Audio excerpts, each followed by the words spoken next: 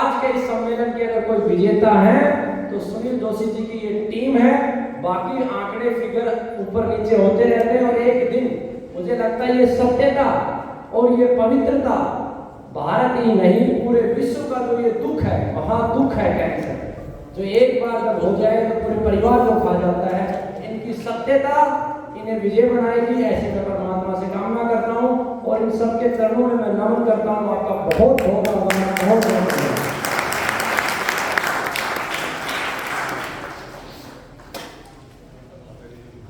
हमारे छोटे से गुलाब में हमारे प्रेमवश मात्र 2 बार स्वामी कर्मवीर जी से मेरा संवाद हुआ है। एक बार पहले राजीव भाई के विषय में और दूसरी बार अब इस कार्यक्रम में। इतना सरल स्वभाव मात्र छोटे से गुलाब में।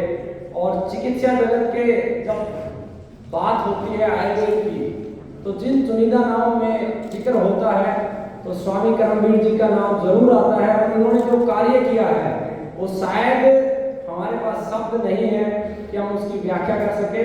और स्वामी जी हमारी रिसर्च टीम के प्रमुख सदस्य होंगे और जो हमारी जितनी भी नदियां हैं जैसे गंगा माँ है, नर्मदा माँ है, इन सब नदियों पर रिसर्च सेंटर बनने हैं। राजीव भाई की याद में आज एक पहला रिसर्च सेंटर का आज से यहाँ से प्रारंभ होगा। स्वदेशी दिवस की है और मैं सब कार्यकर्ताओं से निवेदन भी करता हूँ कि हमें इस दिन को स्वदेशी दिवस के रूप में मनाना है।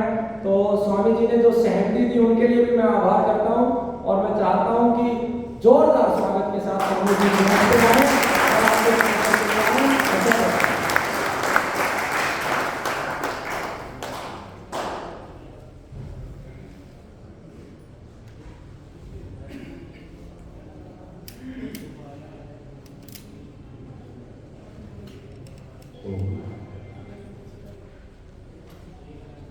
ओम स्वस्ति पंथा मनुचरेण सूर्या चंद्रमसा पुनर्ददता घनता जानता संगमे मयि।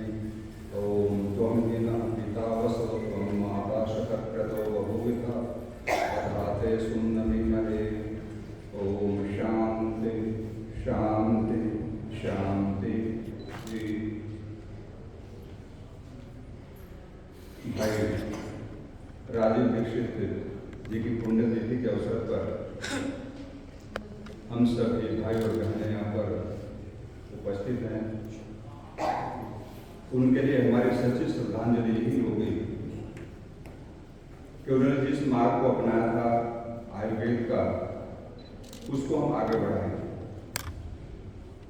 क्योंकि जिस मिशन में वो लगे हुए थे वो शायद मिशन अधूरा रहा।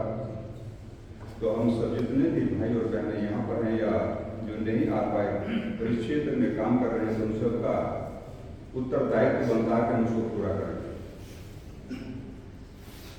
मेरी उनसे कई बार वार्ता हुई और उनकी जो इच्छा थी वो चाहते थे कि भारत के अंदर जो हमारी प्राचीन चिकित्सा पद्धति है जिसको हमारे पूर्वजों ने, हमारे दादा परदादा, उनके पितामह सभी ने उसको अपनाया और इस पर कार्य किया। तो आज हम उसी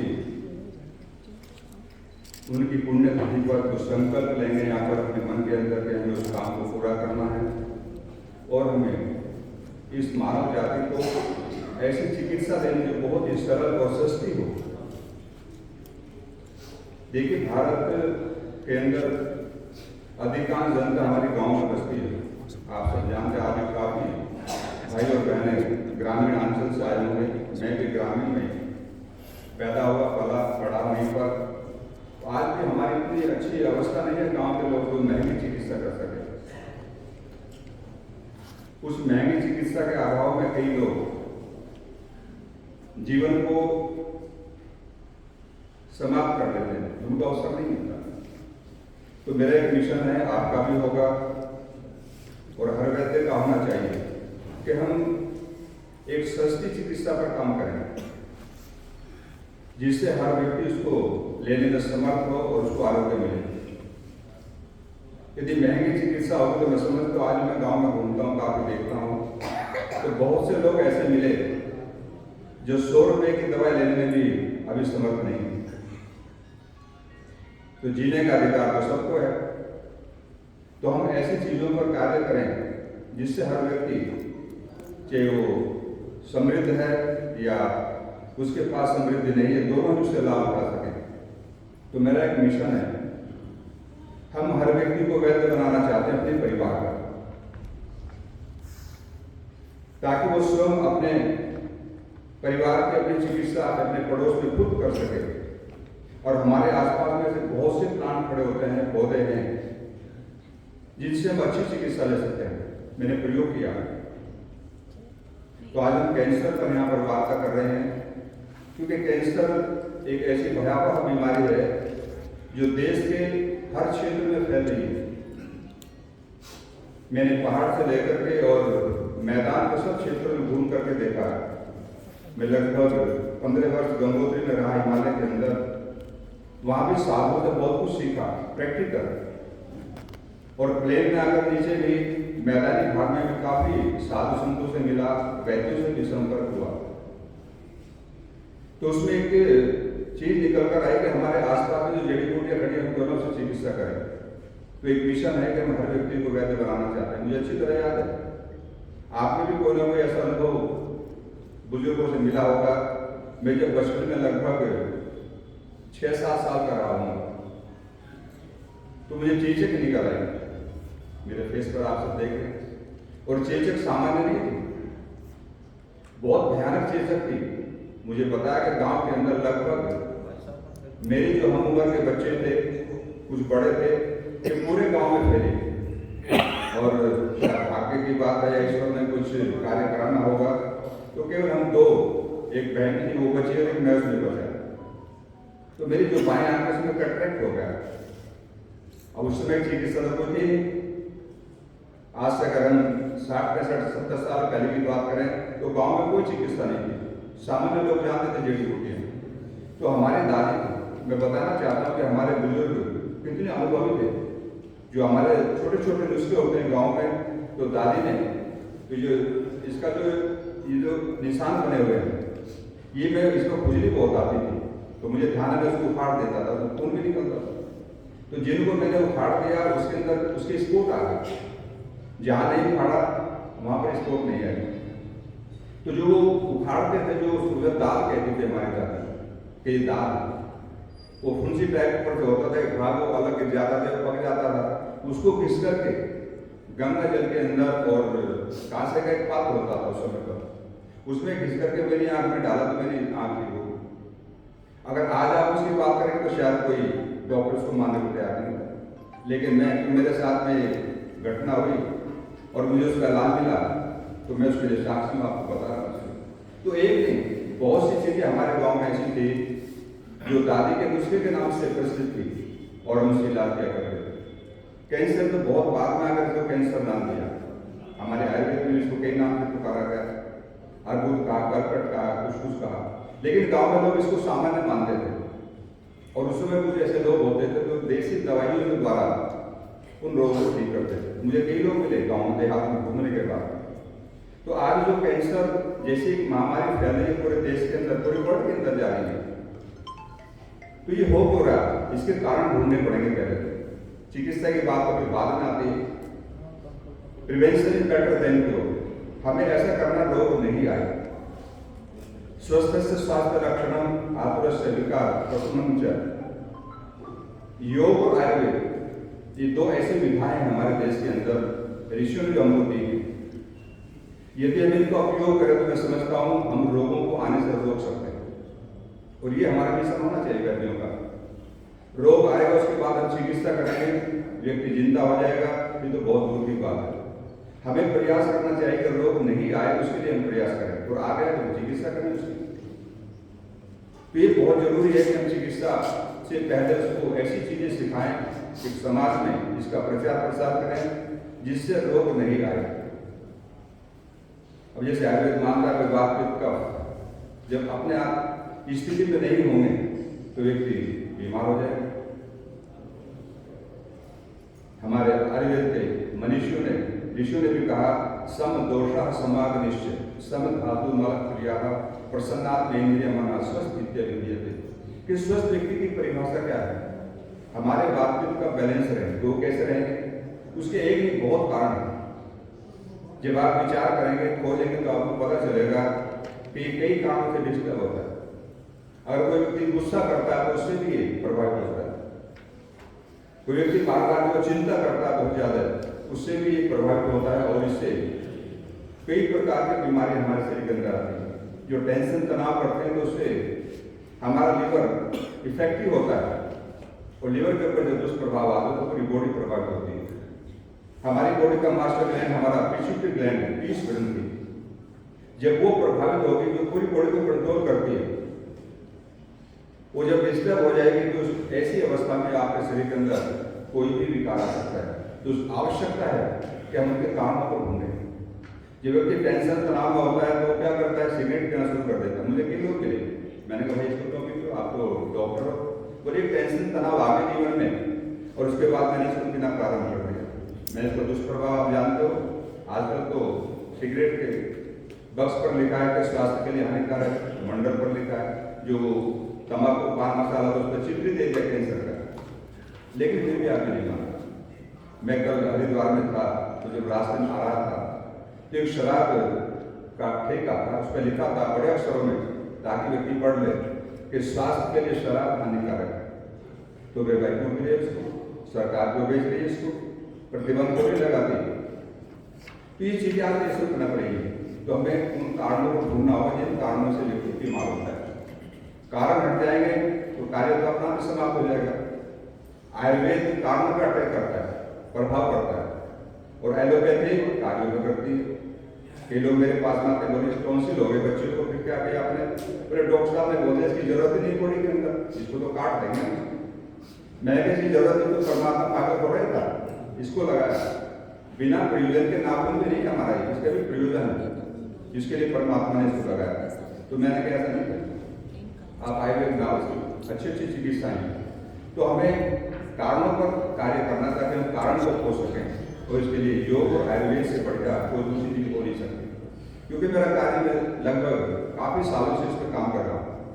मैं कई वर्ष आसाम भूटान में भी रहा, उस क्षेत्र में मैंने घूम करके देखा। 3 साल लगभग मैंने वहाँ काम किया आदिवासी क्षेत्रों में। तो ये चीजें बहुत प्रभावी हैं। तो भाई सिगरेट पियोगे तो उससे आपको थोड़ा नशा हो जाएगा, आप सोचते रिलैक्स हो गए, लेकिन उससे आपके फेफड़े का, मुंह का कैंसर होता है, श्वास नली में कैंसर होता है। हम तंबाकू पान मसाला खा रहे हैं, ये सब कैंसर की जननी है। हम उन चीजों का प्रयोग कर रहे हैं जो अस्वास्थ्यकर है, जिससे आजकल एक प्रचार बहुत ज्यादा हुआ केमिकल का। आप मार्केट में जाएंगे तो आपको तैयार सामान मिलेगा और वो रखा हुआ 1-1 महीने से, तो केमिकल्स उस पर डाले गए। तो वो केमिकल्स जो है वो बीमार करेंगे आपको, हो नहीं सकता आप उनको खाने के बाद में कैंसर जैसी भयावह बीमारी से बच जाएंगे। तो हमारा आहार हो, हम जो ले रहे हैं उनको ठीक करें। और आज हमारी भूमि भी बीमार है, व्यक्ति तो बीमार है ही है, हमने पृथ्वी को भी बीमार किया। इसमें इतने केमिकल डाल दिए हैं कि आप सोच नहीं सकते। इतने फर्टिलाइजर है, केमिकल्स हैं, छिड़काव करते हैं, और वो सब कहा जाता है उसके पेट में जाता है। पशु चारा खाएगा, दूध में हमारे पास पहुंचेगा, सब चीज हमारे पास में आएगी। ऐसी अवस्था में यदि हम इनका प्रयोग करना नहीं बंद करेंगे तो इसका प्रचार करेंगे। भाई चीजों को छोड़ो, आप ये आपके लिए हानिकारक है, आपको कैंसर हो सकता है, इससे आपको पीड़ा होगी, आपके परिवार में सामर्थ्य नहीं है आप चिकित्सा करा सको, लेकिन इनको तो छोड़ सकते हैं। तो इतने प्रकार की चीजें आज समाज के अंदर प्रचलित है, आप सोच नहीं सकते, जो कैंसर को जन्म ले रही है। और मैं एक आज यहाँ घोषणा करना चाहूंगा, यदि भारत के लोग घी और तेल खाना बंद कर दें तो कैंसर को अधिकांश हम 0 कर सकते हैं। आज सबसे ज्यादा जो प्रॉब्लम हमको आ रही है वो घी और तेल से आ रही है। घी और तेल का मैं विरोध नहीं भाई, खाना चाहिए, लेकिन गाय पालो, उसका दूध पे तो घी बना करके खाओ। आपको तेल की आवश्यकता है, खाइए, बहुत अच्छी बात है, हमारे ऋषियों ने भी लिखा है इसके बारे में, इसको यूज करना चाहिए। लेकिन आप सरसों लेकर के उसका तेल निकलवाओ तब उसको यूज करो, सिर्फ खरीदो और निकलवा के तक यूज करो। आप देखना उसके अंदर कितना चेंज मिलेगा आपको। मार्केट से ले आइए और अपना निकलवा के देखिए, आपको शक्ल में ही पता लग जाएगा कि इसकी कलर उसमें क्या मिलता है, क्वालिटी तो है ही। तो भाई इनका अगर प्रयोग करना तो आप इसमें करना। आप में बहुत से भाई और बहनें ऐसे ऐसे होंगे जो गाय पालते होंगे। मैं भी गाय पालता हूँ आश्रम में, कभी आओ, आने का मौका मिले तो काजी के सामने गंग है तो परिवार। हमारे पास में गाय है, अधिकांश गिर हैं, राठी हैं, साहिवाल हैं, हरियाणवी है, धारपाल का है। तो 30 लीटर दूध में 1 लीटर घी बनता है। कितने में बोलो? 30 लीटर में। अगर 1 लीटर दूध की कीमत आप 50 रुपये लगाओ तो कितने का हो गया? 1500 रुपये का। और उसको गर्म करना, एक आदमी जो उसमें लेबर करेगा, पुरुषार्थ करेगा, 100-200 रुपये तो वो मिलेगा ना, तो 1700 रुपये हो गए। अब मार्केट में घी आप खरीदो 400-500 रुपये, 600 रुपये, तो घी मिलेगा फिर आपको, और लिखा उसके ऊपर गाय का देसी घी। तो मेरा कहने का मतलब है वो घी नहीं, वो कैंसर है। आप तेल निकाल रहे हैं मार्केट से लेकर के, एक सज्जन मुझको मिले, बोले कच्चे खाने का तेल मैंने निकलवाया। मैं फिर क्या हुआ, बड़े 650 रुपये लीटर पड़ा, क्योंकि वो एक बार निकाला जाता है, जो उसमें बच गया वो छोड़ दिया जाता है पशुओं के लिए। तो बड़े 650 रुपये लीटर पड़ा मुझको। अब आप देखिए मार्केट में क्या मिला, 160-65 वो तेल है। मैं कहता हूँ कैंसर। ऐसे प्रोडक्ट हैं जो निषेध किया इनको खाने में, लेकिन उन तेलों के अंदर मिश्रित करके और हाई टेम्परेचर पर उसको गर्म करके हम सब उसका यूज कर रहे हैं। तो भाई कैंसर को हम मिटा सकते हैं, लेकिन उसके कारण क्या है हमको ढूंढना पड़ेगा पहले। ये उसके कारण है। हर व्यक्ति आज क्या है कि प्रॉफिट के लिए दौड़ रहा है, प्रॉफिट चाहिए, आदमी मर जाए कोई बात नहीं, मुझे कितना प्रॉफिट मिलेगा, मेरा रेवेन्यू मुझे कैसे मिले, उसके लिए लोग काम कर रहे हैं। तो भाई मैं चाहूँगा जो भी आपके आसपास में लोग आए, बोलो घी और कैंसर, ये घी और तेल जो है तो बंद कर दो, और नहीं तो अपने गाय पालो, या विश्वसनीय कई लोग होते हैं, हमारे मित्र गण हो सकते हैं, गाँव में कई लोग मिल जाते हैं बहुत अच्छे, कई संस्थाएं अच्छा काम करते हैं, उनसे ले सकते हो आप। लेकिन वो घी आपको 400-500 नहीं मिलेगा। मेरे पास में कई लोग आए, अभी एक सज्जन आए, बोले जी हम घी को मेडिकेटेड करना चाहते हैं। तो मैंने क्या करोगे भाई? बोले तो रास्ता बताओ। तो मैंने कहा रास्ता तो बता देंगे आपको, लेकिन आपका रेट बताओ क्या है घी का। तो उसने बताया मैं गाय का दूध लेता हूँ MP, गिर गाय का एक बहुत बड़ा क्षेत्र है वहाँ पर है, और मेरा घी भी 2500 रुपये लीटर है, 2500 रुपये लीटर। तो एक डब्बा मुझे उसने दिया, मैंने यूज करके देखा तो बहुत अच्छी क्वालिटी का घी। तो मेरा कहने का मतलब है हम जो खा रहे हैं भाई वो चीज़ नहीं है, इसलिए कैंसर बढ़ रहा है। अब सरकार तो हर जगह जा नहीं सकते, लेकिन हम वैद्य भाई और बहनें पूरे देश में फैले हुए, तो प्रचार करें भाई इसको खाना बंद कर दो। मैं तो कहता हूँ जीरे को सूखा भूनिए और सब्जी डालने से बहुत टेस्ट रहेगा, हमें जरूरत नहीं इसको खाने के लिए। लेकिन क्योंकि हमारे देश में बीमारी है, विशेषकर ग्रामीण अंचल में, कि हमारी पुरानी पद्धति से घी और दूध खाओ, तेलों का प्रयोग करो, वो समाप्त नहीं हो रही, वो लगातार बढ़ती जा रही है और लोग उसको खा करके बीमार हो रहे हैं। तो मैंने तो यही अनुभव किया, जो मैं देखता हूँ आश्रम के अंदर पेशेंट आते हैं वहाँ पर, कि इनको खाने से बीमारी होती है। यदि हम इनको छोड़ देंगे तो इसका प्रचार करो, और प्रचार तभी होगा जब वैद्य के मुख से कोई बात निकलेगी, सामान्य व्यक्ति कोई बात मानने को तैयार नहीं है। तो मैं तो हजारों लोगों को कई बार मैंने अपने फेसबुक पर भी डाला, मैं कहा भाई कैंसर से बचना है तो घी और तेल छोड़ दो, और नहीं तो विश्वसनीय तरीके से कहीं मिलते तो खाओ, अच्छी बात है। हमारे शास्त्र में कहा घृतम भाई आयु, घी को आयु बढ़ाने वाला बताया, लेकिन वो घी तो होना चाहिए। आज डॉक्टर मना कर रहे दूध मत पियो, एक सज्जन मुझसे कहने लगे आप तो दूध की बात करते हो, डॉक्टर तो मना करते, मैंने ठीक करता है वो। बोले क्यों? मैं जो आप पी रहे हो दूध थोड़ा ही है, वो तो केमिकल है, वो तो बनाया गया दूध है, दूध को कोई मना नहीं कर सकता। लेकिन दूध वास्तव में दूध होना चाहिए, हमारे पशु से निकला होना चाहिए। तो भाई ये चीजें जरूरी हैं। आप कैंसर को खत्म करना चाहते हैं, ठीक है, हम दवाइयाँ देते हैं, कैंसर ठीक होता है, कई बार नहीं होता। तो दो चीजें, एक बार हमारा शिविर लग रहा था जयपुर में, तो नेचुरोपैथ का एक हॉस्पिटल, बहुत अच्छा, एक बहन उसकी अध्यक्षा थी, पुष्पा बहन शायद उसका नाम था। तो कहने लगे आप ही बताओ आप सब बीमारी ठीक कर दोगे? तो मुझे थोड़ा मैं मुस्करा, तो गुरुकुल की पड़ी थी वो बहन। मैंने कहा सारी बीमारियां कभी ठीक नहीं हो सकती, परमात्मा भी ठीक नहीं कर सकता। दो चीजें, एक तो रोग है, एक भोग है। रोग को ठीक किया जा सकता है जो हमारी गलतियों से, वो रोग बड़ी भोग है जो पनिशमेंट मिला हमको, इस जन्म का हो सकता है, उस जन्म का हो सकता है।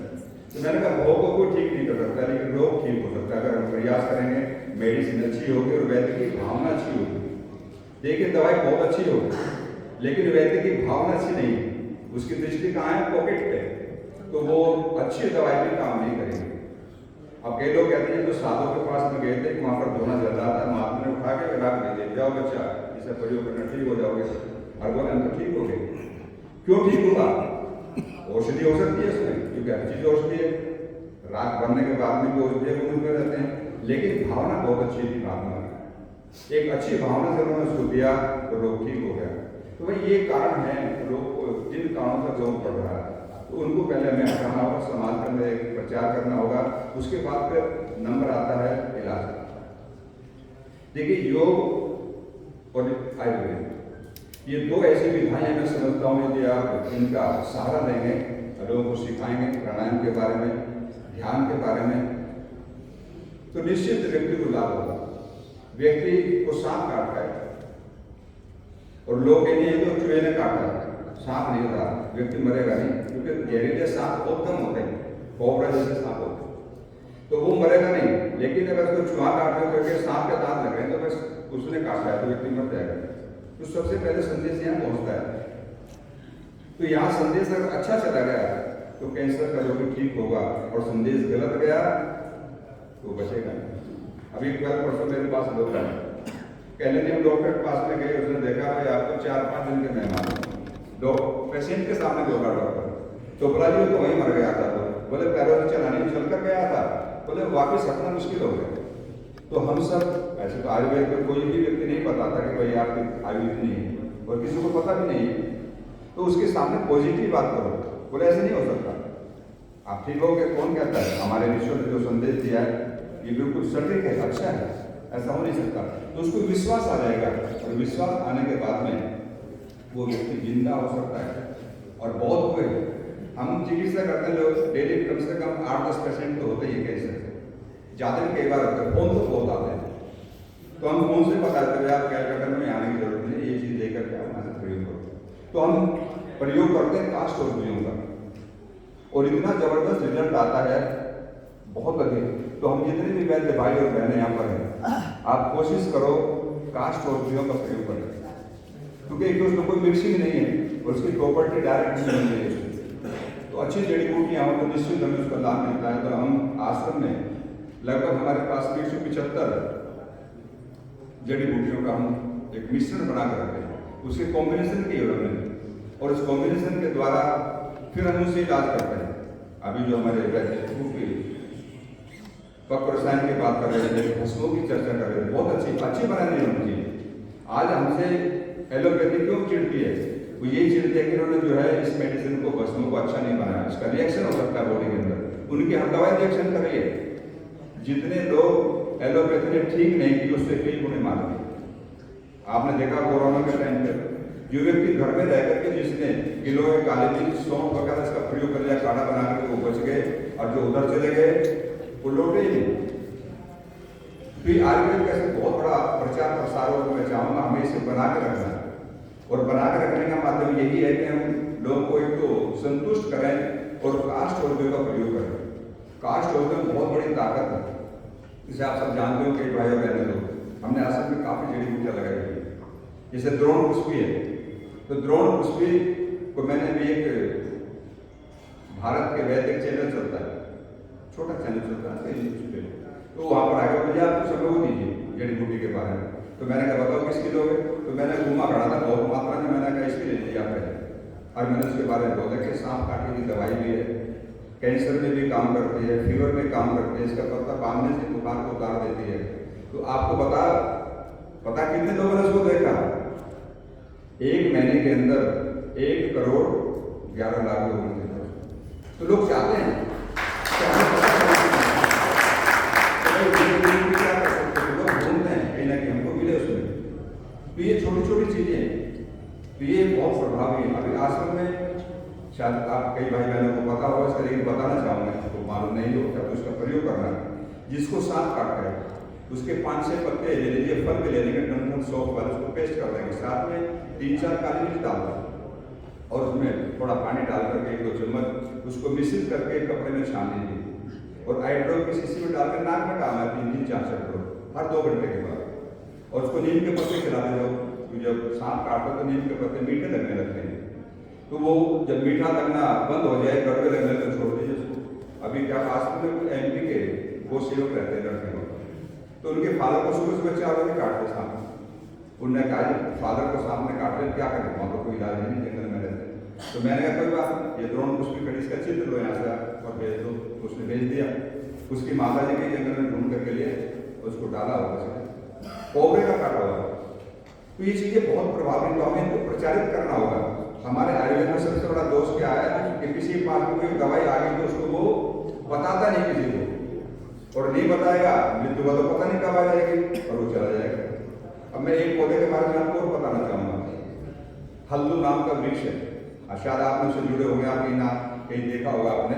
तो मैंने पूरा हाईलाइट कर दिया इसको देश के अंदर। देहरादून के अंदर मैं गया हुआ था, एक वहां पर ये था बहुत बड़ा, आज से लगभग 20-25 साल पहले। तो मेरे साथ कुछ मॉरिशस, फिजी, अफ्रीका के छात्र पढ़ते थे। वो कहने लगे हमको उस यज्ञ में भाग लेना। मैं चलो टुटू काम के हम पढ़ते थे। तो मैं वहां पर चला गया। तो मेरी आदत है जब मैं इस क्षेत्र में पहले से पढ़ते समय से कहीं जाता था, पूछता था कोई यहाँ आयुर्वेद जाने वाला कोई व्यक्ति है। तो एक ने कहा जी है, तो माता ने बोले कि बताती नहीं, दवाई फ्री डालते हैं नाक में लेकिन बताती नहीं। मैंने कहा मुझे बताओ कहाँ, मैं थोड़ा प्रार्थना करूँ उससे। तो मैंने उसका झोंपड़ी थी, अकेली थी परिवार में। मैंने कहा मर जाएगी तो साथ चला जाएगा इसके। तो मैं वहां पर जो 3 दिन लगातार गया वो नहीं मिली। लास्ट में मुझे मिली दोपहर में। तो मैंने निवेदन किया माता जी को बताओ आप डालते हो। बोले नहीं बेटे डालूंगी, फिर ये लेकिन बताओ नहीं। मैंने क्यों? बोले फिर दवाई काम नहीं करेगी। मैंने बहुत लॉजिक दी, मैं दर्शन का छात्र रहा हूँ। मैंने कहा मिर्च है, इसका मंत्र लगाओ, खाओ तो मुझे लाएगी। वो मानने को तैयार नहीं, लेकिन आसपास के लोग चाहते थे कि ये बताए। तो वहां पर लोग इकट्ठे हो गए, तो बताना चाहिए, बताते क्यों यार, इनको बताइए महात्मा है। तो वो कहने लगे फिर इनको भगाओ तब बताऊंगी मैं। मैंने सोचा तो भाई आप जाइए, बातें पूछ लेते हैं। तो माता ने बता दिया कि वो पेड़ है, और वहाँ पेड़ खड़े थे सैकड़ों में। नहीं माता इसको हाथ लगाओ और नाम बताओ इसका। तो उन्होंने उसका हाथ लगाया कि ये पेड़ है, इसका नाम है हल्दू। कैसे प्रयोग करते हो? तो उसने बताया कि मैं जो सिर में दर्द होता है आधी शीशी का उसमें डालती हूँ सुबह सुबह एक बार सूर्य निकलते समय, और उससे लाभ होता है। फिर हमने उसमें प्रयोग किया। उस पौधे को ढूंढा पहले तो बहुत मुश्किल में मिला नर्सरी में, क्योंकि पहाड़ी नर्सरी में मिल सकता है। फिर हमने उसका प्रयोग किया। तो यहाँ तक मैं आपको बताना चाहूँगा, यहाँ तक जिसको पूरा प्रकार भाग है, इस पूरे भाग में काम करता है। डालेंगे नाक में उसको, नाक में डालने के बाद में जिसको सिर दर्द बहुत स्पीड से लगता है, आंखों में प्रॉब्लम है तो आंखों में पानी पानी निकाल देता है, साइनोसाइटिस है तो नाक में जाकर बहुत स्पीड से लगता है, और पूरा एकदम 10 मिनट के बाद तो ऐसा कर देता है कि कोई लोग मुझे नहीं है, एकदम फ्रेश कर दिया। तो वो बहुत अच्छी चीज है। आंखों में कई बार छोटा नंबर होता है, उसको निकाल देता है 2-3 बार डालने। कान के अंदर प्रॉब्लम को ठीक करता है। कई भाइयों को आवाज आती है, उसको डालने मात्र से 2-4 दिन में वो ठीक हो जाता है। तो ये ऐसी चीजें हैं जो बहुत प्रभावी है। मैंने 1-2 लोगों को दे दिया। एक माइक वाला काम करता है सहारनपुर में, तो वो सज्जन बहुत अच्छे बड़े किसान हैं, उनको मैंने पौधा दे दिया। आधे भारत में मैंने पौधा पहुंचाया।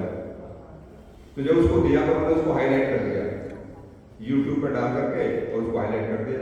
तो उसके पास में कितने लोग आते हैं बताओ? आदमी सोच नहीं सकता। वो हर संडे में डालते हैं 1000, इस संडे में 1000 लोग थे। और कहाँ से थे? छत्तीसगढ़, महाराष्ट्र, बहुत दूर दूर से आते हैं। तो वो इतना लाभ करता है डालने के बाद में, कुछ बहुत ही रिलीफ मिलती है व्यक्ति को। तो मेरा कहने का मतलब यही है कि हमारे पास में कोई चीज ऐसी है तो हम उसे फैलाएं, समाज को पता है इसके बारे में। तो भाई मेरा तो एक मिशन है, मैंने तो मिशन बनाया, मैं एक पुस्तक लिख रहा हूँ उसमें योग और आयुर्वेद से 101 रोगों की चिकित्सा, ताकि जिस परिवार में जाए वो अपना खुद चिकित्सा करे, वो उसके लिए बहुत उपयोगी पुस्तक है। तो हम अपनी चिकित्सा कर सकते हैं, प्लस दूसरों की चिकित्सा कर सकते हैं। देखिए जितना जिसके भाग्य में मिलेगा उतनी ज्यादा नहीं मिल सकता। तो हम क्यों ना फिर चीज को फैलाएं। अब जैसे हमने फॉर्मुलेशन बनाया तो मैंने एक पुस्तक में सब लिख दिया। तो हमारे पिछले क्या बोले, बोले आपके पास अब कोई नहीं आएगा। मैंने क्यों? बोले आपने सारा आउट कर दिया। मैंने कहा चलो शुरू सब लिख के चले गए, किसने उसे पढ़ा? पढ़ के दिखाओ, निकालो, कोई नहीं चाहता। आप अगर लिख भी देंगे ना किसी दवाई के ऊपर, ये चीजें पढ़ी हैं, तो आदमी के दिमाग में आएगा नहीं, पूरा नहीं लिखा, कोई चीज छुपाई है, क्योंकि मानसिकता होगी हमारी कि हम ईमानदारी से कोई चीज दे नहीं सकते। तो ये चीजें हमारे लिए बहुत जरूरी है। और मैंने बहुत कैंसर के रोगी ठीक की। वो पता कैसे होता है? वो जब आते हैं, हमने कोई प्रचार नहीं किया आश्रम का कि हम यहाँ पर चिकित्सा करते हैं, थोड़ा सा स्वाभिमानी, क्योंकि आश्रम में लगभग 50-60 गाय हैं। आश्रम भी चलता है, एक बच्चियों को खुद चलाते हैं सहारनपुर के अंदर बालिकाओं का। तो उसमें भी 1/4 बच्चियां फ्री, जो बच्ची बुद्धिमान होती है और वो समर्थ नहीं तो हम उसको फ्री रख देते थे, मैं कोई बात नहीं, इसका खर्चा हम देंगे आप। तो आश्रम में चिकित्सा करते हैं, तो उससे हम गुरुकुल को भी चलाते हैं, गाय का शब्द भी चलाते हैं। लगभग हमारा जो खर्च है वो 5 लाख महीने का है। तो अब किसके पास जाके मांगोगे? अब मांगने वाले जिसके पास भी आप जाओगे वो भी चाहते हैं आप अखंड करो, ईमानदारी से कोई देने वाला नहीं आपको। मैंने कोशिश करके देखा, फिर हमने तो छोड़ व्यतीत करते हैं। चिकित्सा जानते चिकित्सा करो, कोई बात नहीं, लोगों को लाभ हो जाएगा, हमारा सब कुछ काम चलेगा। तो हम उसमें ये सब चिकित्सा करते हैं। वहाँ पर काफी लोग आते हैं और जो समर्थ नहीं होते उनको दवाई फ्री देते हैं। उसमें ये नहीं देखते कौन है, मजहब हम नहीं देखते, वैसे को देखना भी नहीं चाहिए। तो जिसको जो आवश्यकता है उसको हम 50% लेस करते हैं, किसी को 30% करते हैं, फ्री भी देते हैं जो समर्थ नहीं होता। और फिर भी हमें इतना मिल जाता है कि हमारे आश्रम का, हमारे गुरुकुल का ये सब काम चल जाता है। अब गुरुकुल का प्रकरण आ गया, बताना चाहूँगा आपको इसके बारे में। हमने बच्चों की थर्ड आई डेवलप कर रखी है। आपने सुना होगा ना, शिव जी का त्रिनेत्र जागृत हो गया था, तो थर्ड आई की डेवलप की है, मिड ब्रेन कहते हैं उसको। तो हमारे बच्चे आंखों पर पट्टी बांध करके लिखते हैं, पढ़ते हैं और ड्राइंग बनाते हैं, बहुत अच्छी। आइसक्रीम चेहरा बना देंगे, आप सोचो खाओ इसको अभी, आप सोच ही सकते हैं कि ये हाथ से बनाई गई है क्या, आंख बंद करके होगी। उससे उन बच्चों की मेमोरी शार्प हुई, उनको गीता याद है, अष्टाध्यायी 4000 सूत्र होते हैं वो उनको कंठ है, योग दर्शन पूरा याद है, लिंगानुशासन कई 4-5 बच्चों को याद है, 6ठी-7वीं क्लास के बच्चों को। उससे उनकी मेमोरी शार्प है। तो मेमोरी शार्प हुई तो बच्चे बड़े मेधावी हैं। और आप कभी जाएंगे देखना तो उनका अनुशासन, वहाँ पर कोई अपने सर्वेंट नहीं रखा हुआ, केवल खाना बनाने वाला जो कमाता है, बाकी सारा काम बच्चियाँ खुद करती हैं। घंटा लगेगा, कितना लोग घंटा अपने आप लगाएंगे, यज्ञ का टाइम हो गया तो अपने आप पहुँचेंगे वहाँ पर, आचार्य को नहीं कुछ कहेंगे। तो बड़ी सिंसियर बच्ची है। तो ये चीज़ें हमारे इसमें सहयोगी है। तो योग और आयुर्वेद एक ऐसी विधा है जो हमें आरोग्य प्रदान करती है। कोई भी बीमारी जब शरीर के अंदर आती है तो हमारी रोग प्रतिकारक क्षमता क्या होती है, घट जाती है। किसी भी कारण से हमने अच्छा आहार नहीं लिया, हम टेंशन तनाव में थे, किसी भी कारण हो सकता है, तो वो जब घट जाते हैं तो रोग आते हैं, हमारा वास्तविक का प्रभाव होता है उससे।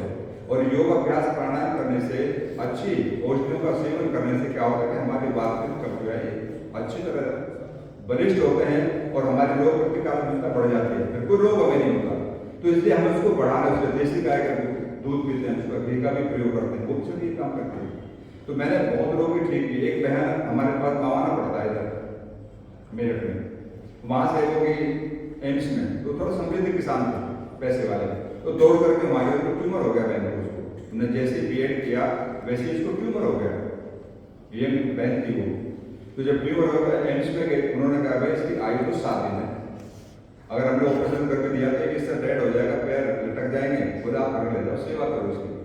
अब किसी ने बता दिया उसको, आश्रम में आ गए, तो आकर उन्होंने एक शब्द बोला, बोले आप कुछ भी प्रयोग करो इस पर। तो मैंने सोचा ऐसे क्यों बोलने भाई, मैंने क्या बात है, बोले सबने मना कर दिया। एम्स सबसे बड़ा हॉस्पिटल है, उसने कहा कि आप ले जाओ 1 सप्ताह 10 दिन की मेहमान सेवा करो उसकी घर पर। तो मैंने कहा ठीक है भाई, कोई बात नहीं, हम भी प्रयास करके देखते हैं, अगर इसका जीवन हुआ तो शायद बच जाए। तो हमने प्रयास किया, तो उसको दवाई दी, तो 6 महीने के अंदर एकदम ओके हो गई, लड़की एकदम ठीक हो गई। होने के बाद में फिर वो वापस भी चेक कराने गए, तो डॉक्टर क्या कहता है, बोले या तो पेपर दूसरी लड़की के हैं, लड़की अलग है। बोले एक नहीं हो सकते। बोला क्यों? बोले ट्यूमर, और ये कैसे ठीक हो गया? तो जैसे वो 6 महीने में ठीक हुई बहन हुई, तो उसका एकदम से नंबर आ गया, और किसी कर रहे हैं, शादी भी होगी किसी साल से। तो ऐसे एक नहीं बहुत लोग हैं। एक राजनेता है, उसका नाम नहीं पता, मैं थोड़ा नाराज होते हैं लोग, हमको ऐसे क्यों बता दिया, उसको गले में कैंसर हो गया, अब वो जा नहीं सकता था हॉस्पिटल में, मुझे उसने बुलाया, मैं उन दिनों नोएडा के अंदर था। बोले कि इस तरह से बात है, मैंने सारे सामान यही मंगा लिए डॉक्टर के, और जो भी मुझे करना है करूँगा, बाहर में जा नहीं सकता। तो मैंने बात बताओ क्या, बोले ऐसे कैंसर हो गया। तो सामान्य चीज मैंने उसको बताई, 2 किलो कचनार, 3-4 चीज और थी, मैंने इसका काढ़ा बना करके पियो, तो आपको आश्चर्य होगा, वो 2 महीने में ठीक हो गए। और एक नहीं बहुत, मतलब सैकड़ों की संख्या में लोग हो गए। हम पहले डाटा नहीं रखते थे, हमारे जो वीपी सिंह प्रधानमंत्री थे, उनके जो चिकित्सक हैं किडनी के, तो मेरे संपर्क में आए, और संपर्क में कैसे है कि उसकी बेटी भी डॉक्टर है एम्स के अंदर, उसको एक ऐसी प्रॉब्लम बताई, मैं तो समझ नहीं पाया।